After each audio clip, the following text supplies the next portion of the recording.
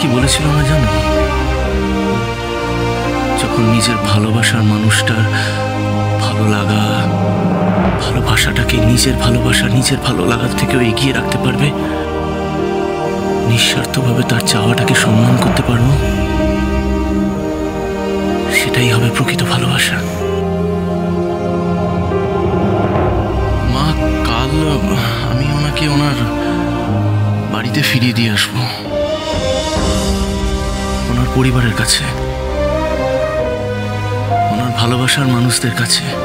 আর তুই তুই কি করবি সম্রাট? আমার আর কি মা, আমি তো আরশি আর উনি এই বাড়িতে যতদিন ছিলেন সেই স্মৃতিগুলো আঁকড়ে ধরেই সারা জীবন বেঁচে থাকবো। আর আমি একা ছিলাম, একাই থাকবো।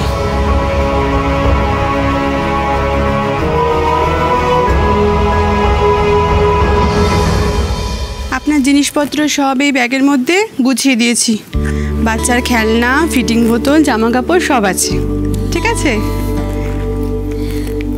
কি হলো, কি ভাবছেন? কেন জানি না মনে হচ্ছে আমি খুব স্বার্থপর হয়ে গেছি। আমার স্মৃতি ফিরে আসতেই, আমার নিজের বাড়ির লোকজনের কথা মনে পড়তেই আমি কিরকম এই বাড়ির মানুষগুলোর কথা ভুলেই গেছিলাম। সম্রাটবাবুর মা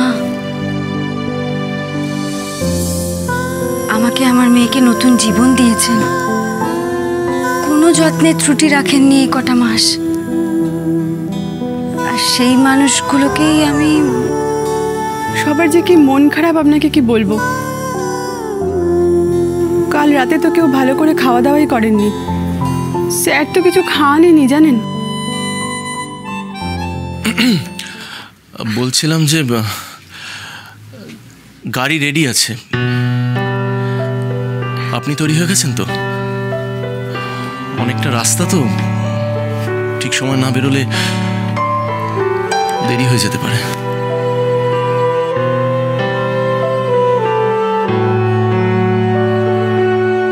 আপনাকে যে কি বলে ধন্যবাদ জানাবেন। আমার একটা রিকোয়েস্ট শুনবেন প্লিজ? ধন্যবাদ জানাবেন না। দেখুন, আমি ধন্যবাদের আশায় আপনাদের জন্য এসব করিনি।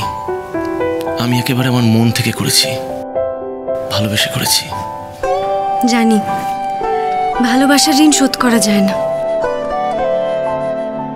তবু বলছি আমি আপনার কাছে সারা জীবন কৃতজ্ঞ থাকব। আর এটা বলতে না পারলে আমার বোধহয় শান্তি হতো না। অ্যাজ এ ডক্টর এটা আমার ডিউটি ছিল। আই মিন ইরাবতী, এখন আপনি সুস্থ, আমার দায়িত্ব শেষ। আপনি এত নিরসভাবে শুধু দায়িত্ব পালন করেছেন এটা বললেও আমি কিন্তু তার মধ্যে আন্তরিকতা দেখতে পেয়েছি। আমি কিন্তু কোনোদিন কোনো ডক্টরকে এত যত্ন নিয়ে তার পেশেন্টের সেবা করতে দেখিনি। কি বলছেন? কি করে? 100% করে। আমার হাজবেন্ড আপনার কথা জানলে কিন্তু খুব খুশি হবে। আমি গাড়িতে অপেক্ষা করছি আপনার জন্য, আসুন, দেরি হয়ে যাবে না তো।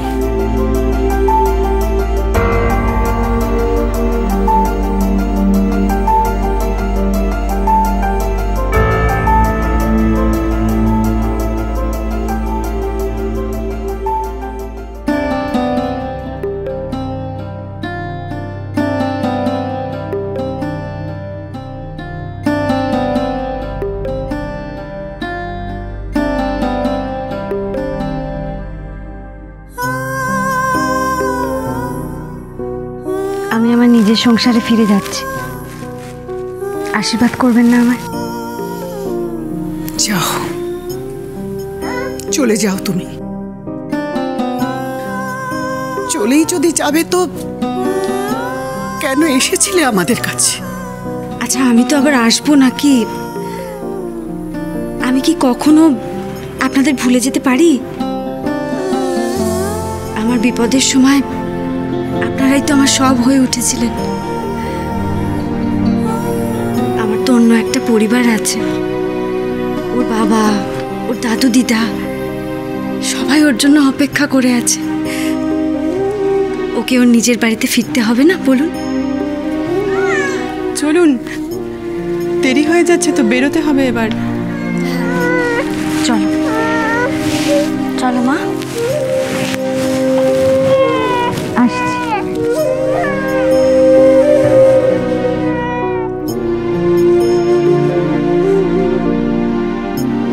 আমার ছেলের সাথে কেন বারবার এমন হয় বলতে পারো ঠাকুর? আজ এই মা স্বার্থপরের মতো তোমার কাছে প্রার্থনা করছে, ওকে আমার ছেলের কাছে ফিরিয়ে দাও ঠাকুর, ফিরিয়ে দাও।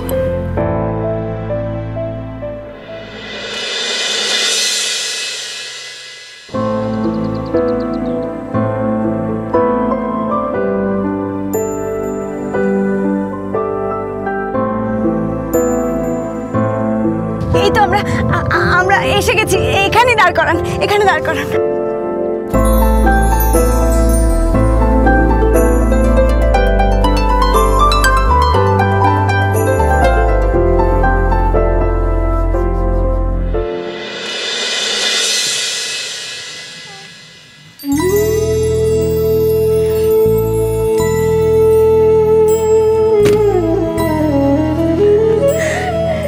আরুষি, তাকিয়ে দেখ, আমরা আমাদের বাড়ি চলে এসেছি। আমরা আর দেরি করবো না, বল শোনা। সবাই আমাদের জন্য অপেক্ষা করছে। তাড়াতাড়ি চল চল। Anushree, I am sorry. Irabati, এবার তাহলে বেরিয়ে পড়ি। ওমা, সে কি কথা? বেরিয়ে পড়বেন মানে বাড়ির সামনে এসে চলে যাবেন কি? আপনি আমার সাথে ভেতরে যাবেন, কোথাও যাবেন না আপনি। আপনাকে বললাম না আমার হাজবেন্ডের সাথে আলাপ করিয়ে দেব। আর তাছাড়া আমার শেষের কবিতাটাও তো আপনাকে দেখাতে হবে। শুনুন, এতদিন আমি আপনার বাড়িতে ছিলাম, আপনি আমার বাড়ির সামনে থেকে এসে চলে যাবেন, সেটা কিন্তু খুব অন্যায় হবে। না না, কিছু হবে না, এত ভাববেন না। শুনুন ডাক্তারবাবু, আমার হাজবেন্ড কিন্তু ভীষণ রাগী। আপনি এরমভাবে বাড়ির সামনে থেকে এসে চলে গেছেন শুনলে খুব বকাবকি করবে, আপনাকে ফোন করে বকাবকি করবে। আপনি ডাক্তার বলে কিন্তু ছাড় পাবেন না। আসলে আমার এই নার্সিংহোমে খুব ইম্পর্টেন্ট কয়েকটা কাজ আছে, বুঝতেই পারছেন, অনেকটা পথ তো। সব কাজ আপনাকে আজকেই নিতে হলো, তাই না? আজকে আমাদের কত আনন্দের দিন, আর এই আনন্দের দিনে আপনি না থাকলে হয়? আপনার জন্যই তো সব কিছু। আপনি ছিলেন বলেই তো আজকে আমি এখানে দাঁড়িয়ে আছি। আর আপনি তো শুধু আমার ডক্টর নন, আপনি তো আমার বন্ধু। যান, আপনার হাজবেন্ড আপনার ওয়েট করছে। আপনি তো দেখছি কোনো কিছুতেই শুনছেন না। বললাম তো পরে আসবো। কথা দিন।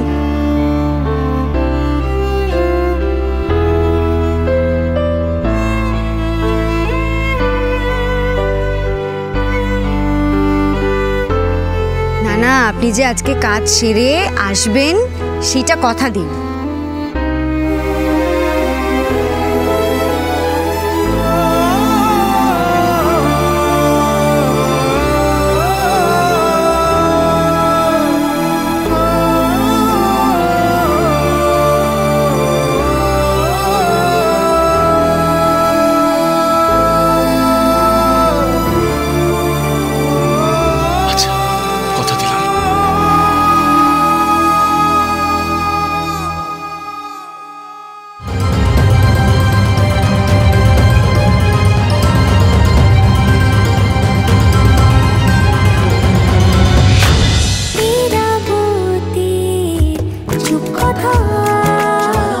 চলো চলো চলো